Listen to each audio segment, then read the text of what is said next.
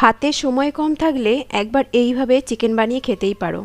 খেতে কিন্তু খুবই ইয়াম্মি হয় আর খুব চটজলদি ঝটপট হয়ে যায়, কোনো বাটাবুটি ঝামেলা ছাড়াই। Hello everyone, welcome back to my channel. আশা করছি দূরে কাছে যে যেখান থেকে ভিডিওটি দেখছেন সবাই ভালো আছে, আমিও ভালো আছি। ভিডিওর শুরুতে বন্ধুদের কাছে অনুরোধ করছি একটা লাইক দিয়ে ভিডিওটি শেষ পর্যন্ত দেখার। যদি ভিডিওর কোনো অংশ ভালো লেগে যায় তাহলে একটা সাবস্ক্রাইব করে পাশে থেকে যাবেন।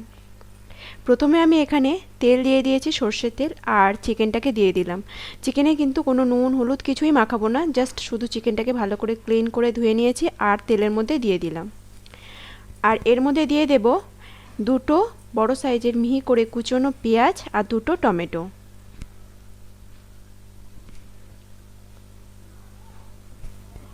কারণ রবিবার ছিল তো আর হাতে একদমই সময় কম ছিল, তো আমি গেছিলাম ছেলেকে পড়াতে। অনেকেই জানো যে আমি রবিবার করে বাড়ি থাকি না, তো পড়াতে নিয়ে গেছিলাম। এসে দেখছি হাজব্যান্ড চিকেন এনে রেখেছে, কিন্তু রবিবার করতেই হবে, কিছু করার নেই। তাই ভাবলাম এইভাবে করে নিই আর আমার বন্ধুদের সাথে একটু শেয়ার করে দিই।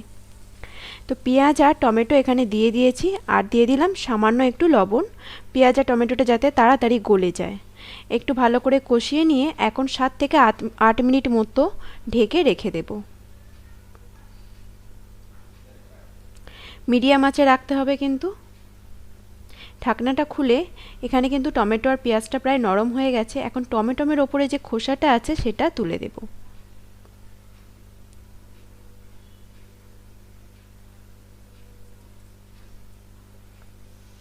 এখন এর মধ্যে দিয়ে দেব 1 চামচ আদা আর রসুন বাটা।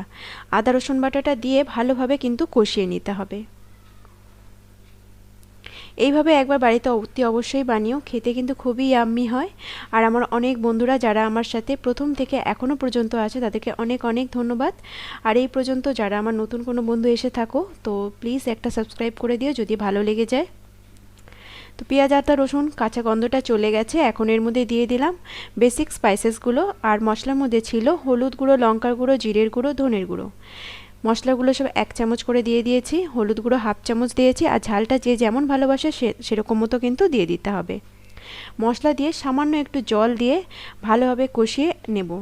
আর কষাবো অনেকটা সময় ধরে, কারণ মশলা যতক্ষণ সময় ধরে কষানো হবে খাবার কিন্তু ততটাই টেস্টি হবে। আজকে আমার একটু প্রবলেম হচ্ছে বলতে, কারণ এখনও আমি পুরোপুরিভাবে সুস্থ হইনি। তো এখানে আলুটা আমি আগে থেকে ভেজে রেখেছিলাম, সেই আলুটাও দিয়ে দিলাম। আর যতটা জল আমার লাগবে ঠিক ততটা পরিমাণে জল দিয়েছি, বেশি জল আমি এখানে দেব না। এবার ঢাকা দিয়ে অনেকক্ষণ কষিয়ে নিয়েছি। চিকেনটা আমার সিদ্ধ হয়ে গেছে, আলুও সিদ্ধ হয়ে গেছে। এখন ওপর দিয়ে দিয়ে দেব গরম মশলার গুঁড়ো আর ধনেপাতা কুচি।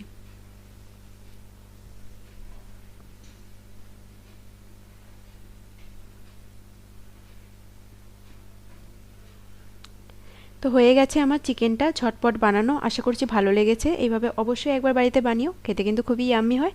রুটি, ভাত, পরোটা সব কিছুর সাথেই কিন্তু ভালো লাগে। তো আজকের মতো আমি বিদায় নিচ্ছি, আবার দেখা হবে নেক্সট কোনো ভিডিওতে। ততক্ষণ ভালো থাকবেন, সুস্থ থাকবেন, সাবধানে থাকবেন। এতক্ষণ আমার সাথে থাকার জন্য সবাইকে অসংখ্য অসংখ্য ধন্যবাদ।